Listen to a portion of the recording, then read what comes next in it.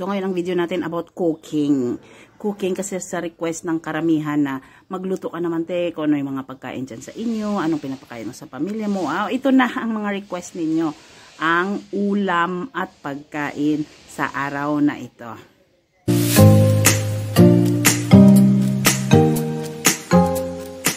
Guys, sa lahat ng mga nagre-request tungkol sa pagluluto, mga pagkain dito sa Turkey, ngayon ipapakita ko sa inyo kung ano yung pangunahing pinapakain ko sa aking pamilya, lalong-lalo na sa aking anak na si Asya. Kasi si Asya, gusto niya rin yung Turkish na pagkain, gusto niya rin yung Filipino na pagkain. So today, ipapakita ko sa inyo at least twice a week namin ginagawa ito at kinakain. Kasi talagang paborito nila ang pagkain ito. Napakadali lang ito gawin para sa inyo ito. Hindi man sila nagpa-fasting, si Asya at ang tatay niya, ako lang. So ngayon tanghali gagawa ako ng pagkain nila. Kasi si Asya uwi ng 2:30, so gagawa ko ng spaghetti. So ang spaghetti style ko ganito. Ito sibuyas. Tapos nandiyan yung bawang. Tapos may giniling na karne. Tapos nandyan yung spaghetti. Ito ay kalahating kilong spaghetti. Dalawa lang naman kakain. Marami yan sila kumakain basta spaghetti ang gawa ko. So, nandyan. Ni Asya papunta sa school. Natulog na talaga ako. Kasi makulimlim ang panahon ngayon. Tingnan nyo sa labas.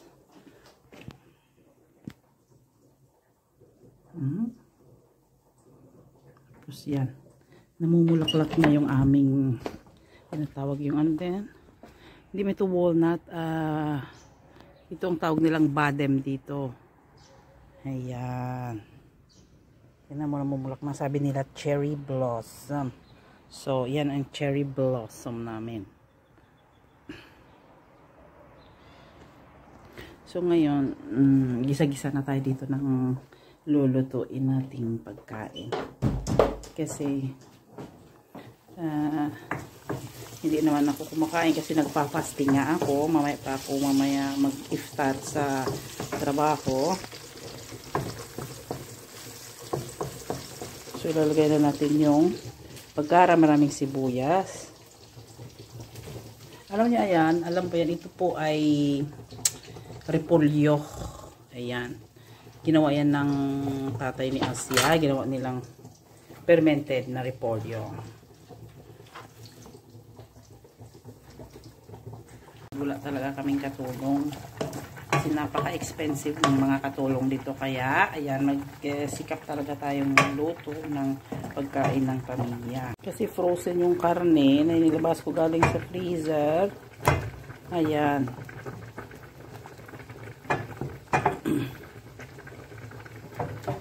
Ito na yung spaghetti, nagkulo-kulo na.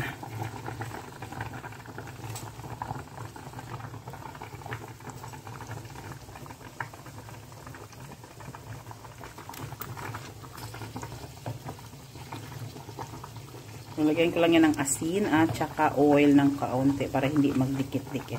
Pero sabi nila, hindi naman daw talaga magdikit-dikit yan. Paboil ng makarna or spaghetti or pasta, lalagyan nyo ng 2 dahon ng paminta o laurel pala. Nakaalala, gumawa ko nung summer ng binutilyang tomato sauce. So, nilagyan ko siya ng pepper para napakadali po sa panahon ng winter ang pagluluto nito. Aside na hindi po para ito sa tamad kasi seasonal po ang pagkain. So, sa summer, mura po ang kamatis at ang mga pepper, kaya gumagawa kami talaga nilong mahigit na 20 kabote. Ito po yung ginawa ko. Pero ito yung tomato paste. Hindi ko kaya yan gawain. So, binibili namin yan. So, ito yung aking ginawa. So, nakakaubos talaga kami ng 20 kabote nito sa isang taon. Lalagyan natin ng konting paminta. Ito. Konti lang.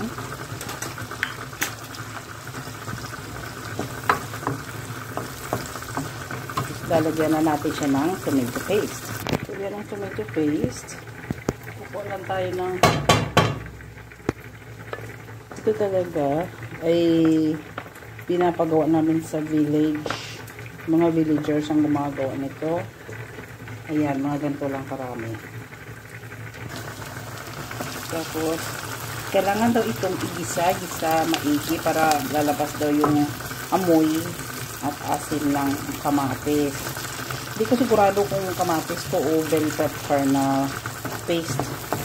Kasi alam mo dito, halos lahat kami is gumagamit ng organic. Yung ino-order namin pinapagawa sa mga villagers doon sa bukid namin sa Puerto Tele. So, yung mga farmers kasi doon na mga staff ng lolo ni Asya dati na gumagawa naman ganito, kaya bumibili lang kami dyan sa kanila yearly. So mga 5 bote kasi nasa amin ko na tomato paste. Pero yung tomato sauce ako lang gumagawa noon. Natin yung meat na pinakuloan ko kasi malamig. Kasi frozen ito. Lilipat ko na siya dito.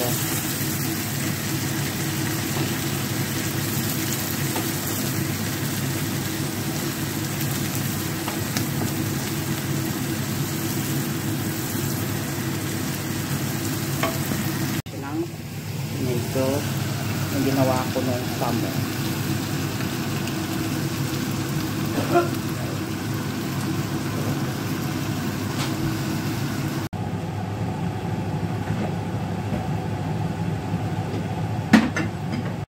So, ito na siya. Lalagyan natin ng asin.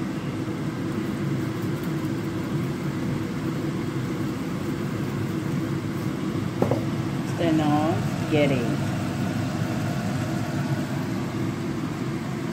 So, ililipat na natin to dito. Tingnan mo, meron pang nagbitay-bitay dyan.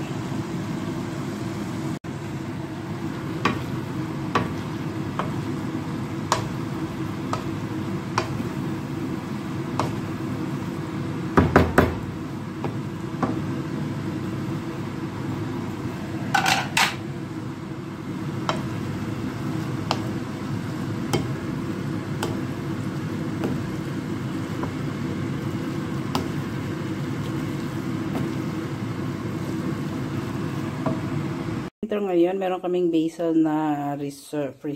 Ganito, binibili namin sa market. Kasi usually, yung ginagamit namin na basil is fresh. So, isang kutsaritang ginalagay ko dito.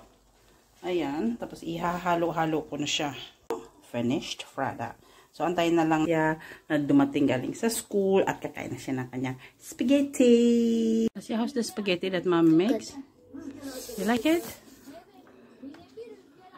How does it taste? It's not salty or sweet because I didn't taste it because I'm making fasting. I'm making uruj, so I cannot taste it. Does it taste nice? I love it. You love it? Can you finish that one bowl? Yeah. Oh. How's your... I can eat the 2 plates too. Huh? I can eat the 2 plates. 2 plates of spaghetti. Is that much hungry are you?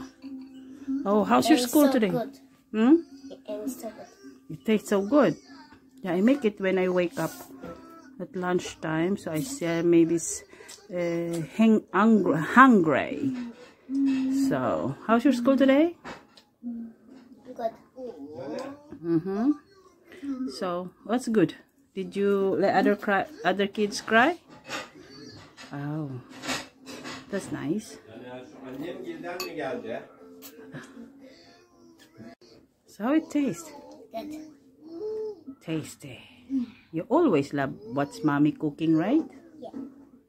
Oh, who put that Q-tips on your finger? You.